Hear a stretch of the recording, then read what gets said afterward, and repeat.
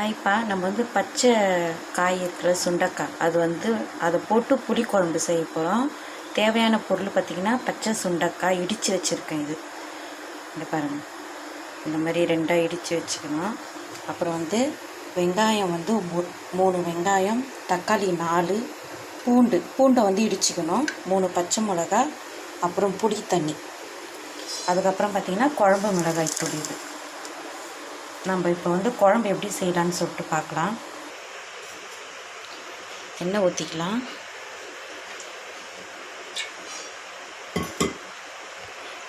எண்ணெய் நல்லா காஞ்சிச்சு.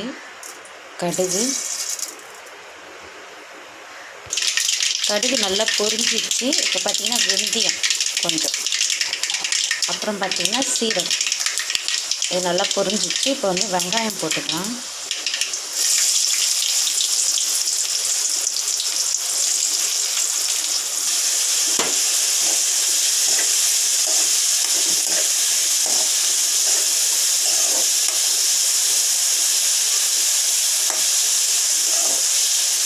வெங்காயம் நல்லா பொன் வறுவலாக வறுத்தோம்.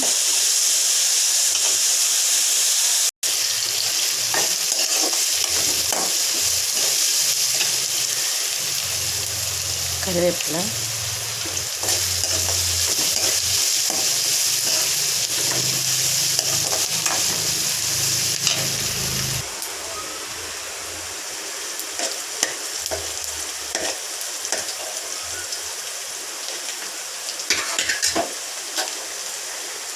இது பார்த்திங்கன்னா வெந்தய பொடி,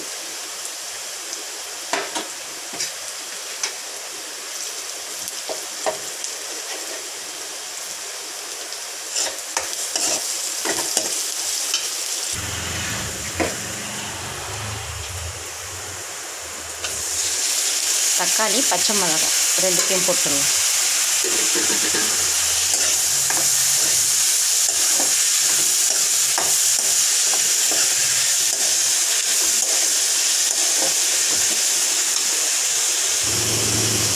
கல்லுப்பு,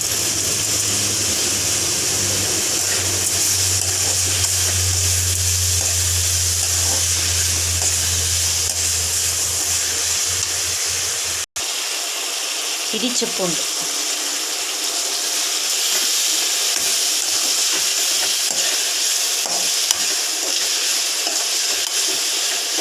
நல்லா தக்காளி நல்லா குழைய மசிச்சுக்கணும். அப்படியே அப்போதான் நல்லாயிருக்கும்.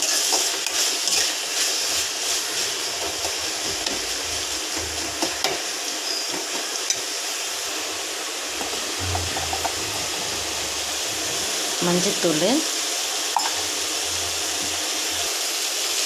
பெருங்காயத்தூள்,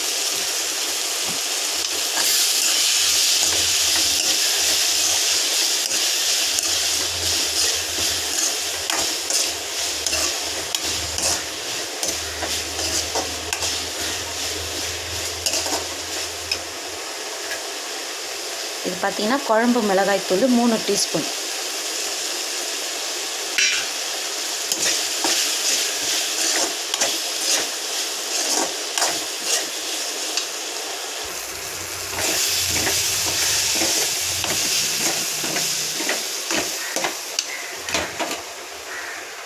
சுண்டைக்காய் இடித்து வச்சுருக்கேன், இதை கொட்டிங்க.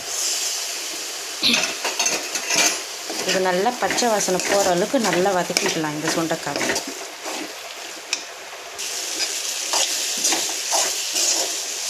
சுண்டைக்காய் நல்லா வதங்கியாச்சு. இப்போ பார்த்திங்கன்னா புளி, நான் கருப்பு புளி தான் யூஸ் பண்ணியிருக்கேன்.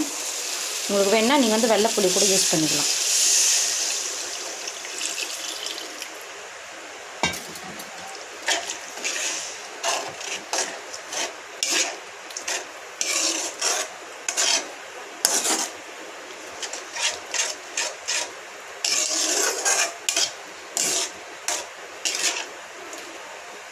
இந்த டைமில் உங்களுக்கு உப்பு பத்தலைன்னா உப்பு கொஞ்சம் போட்டுக்கலாம் நீங்கள். ஆனால் எனக்கு கரெக்டாக இருக்குது.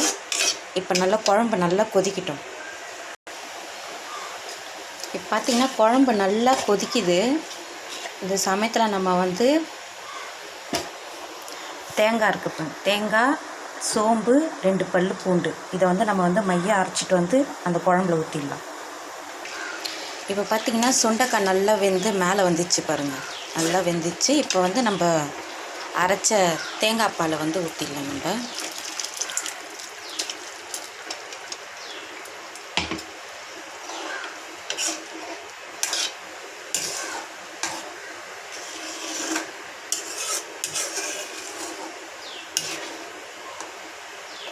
தேங்காய் பால் ஊற்றின உடனே சும்மா ஒரு கொதி வந்த பிறகு உடனே ஆஃப் பண்ணிடலாம். நம்ம இந்த வீடியோ உங்களுக்கு பிடிச்சிருந்ததுன்னா லைக் பண்ணுங்கள், ஷேர் பண்ணுங்கள், சப்ஸ்கிரைப் பண்ணுங்கள். தேங்க்யூ.